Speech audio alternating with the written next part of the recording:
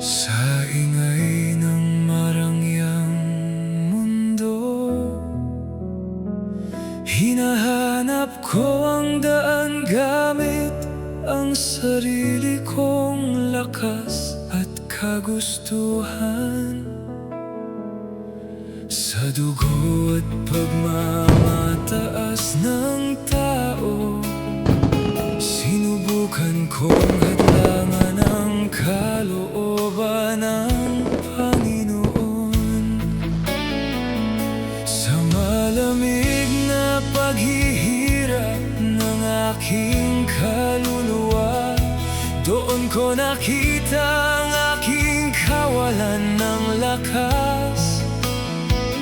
Sa mahinahong tinig ng Panginoon, yumuko ako at tiningnan muli ang aking buhay. O krus, banal na alon ng kapangyarihan, ang kamatayan ay ginawa niyang tagumpay, isang dakilang biyaya. Binalot niya ako ng himala at lakas, sa malalim na pag-ugong ng aking kaluluwa, pinupuri ko ang Panginoon.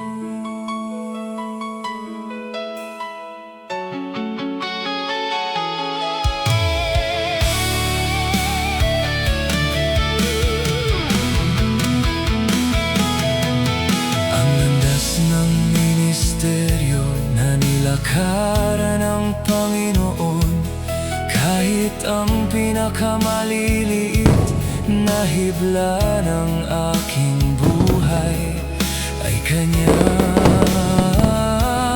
nakikita.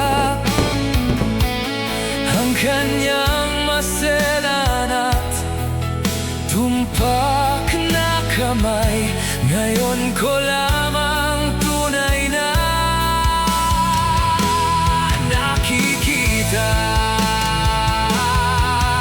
O krus, banal na alon ng kapangyarihan, ang kamatayan ay ginawa niyang tagumpay, isang dakilang biyaya. Binalot niya ako ng himala at lakas, sa malalim na pag-ugong ng aking kaluluwa, pinupuri ko ang